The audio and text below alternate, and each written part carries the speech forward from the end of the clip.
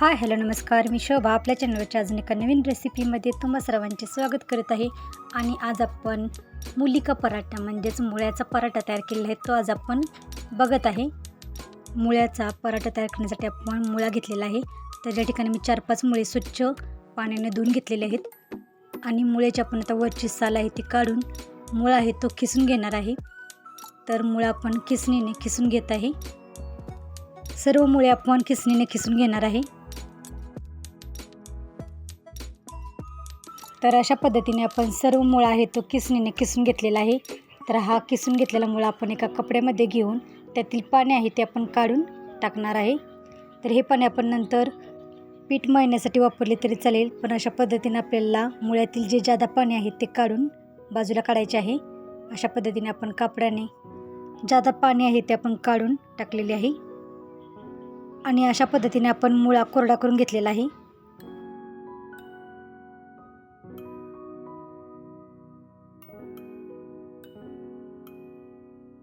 यामध्ये आपण 1 ते 1.5 चमचे अद्रक लसूण पेस्ट टाकत आहे.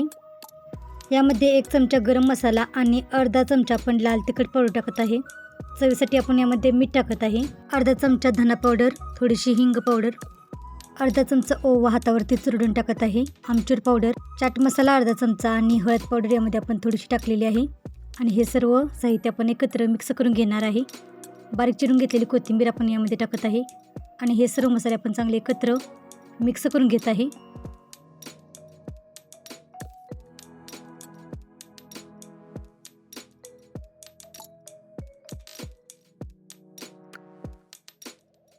पराठा तयार करण्यासाठी आपण 2 वाटी गव्हाचे पीठ घेतलेले आहे. पीठ आपण चाळून घेत आहे. त्यामध्ये आपण चवीसाठी मीठ टाकत आहे.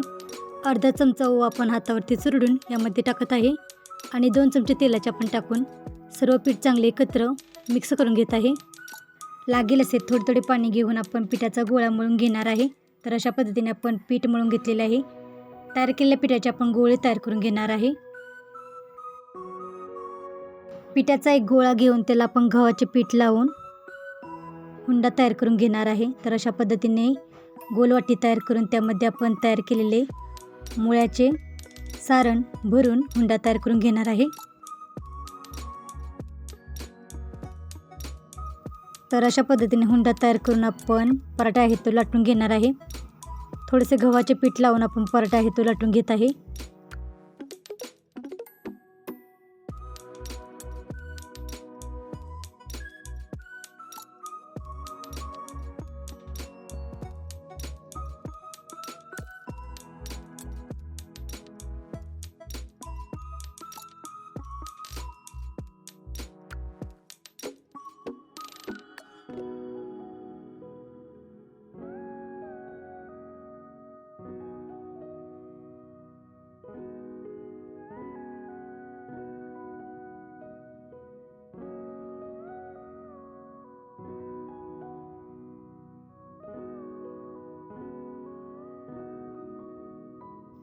पराठा लाटून झाल्यानंतर तो आपण तव्यामध्ये टाकून तूप किंवा तेल लावून भाजून घेणार आहे. तोपर्यंत आपण दुसरा पराठा आहे तो हुंडा भरून लाटून घेत आहे. म्हणजे एक तव्यातील पराठा भाजून तयार होईपर्यंत आपला दुसरा पराठा आहे तोही लाटून तयार होतो. तर अशा पद्धतीने आपण सर्व पराठे आहेत ते तयार करणार आहे. पराठ्याला आपण तूप लावून पराठा आपण दोन्ही बाजूंनी भाजून घेत आहे.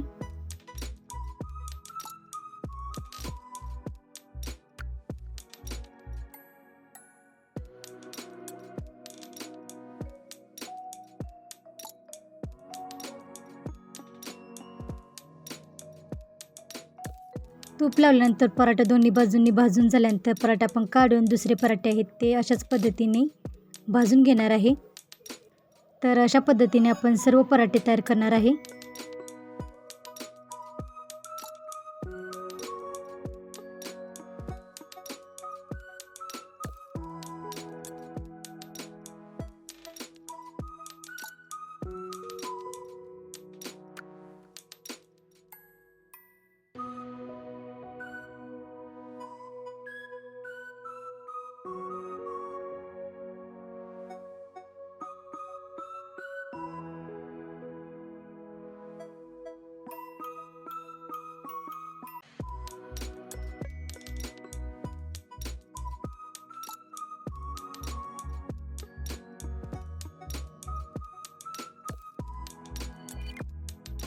तर अशा साध्या आणि सोप्या पद्धतीने आपण टेस्टी असे मुळ्याचे पराठे तयार केलेले आहेत. तर आजची रेसिपी कशी वाटली ती कमेंटमध्ये नक्की सांगा.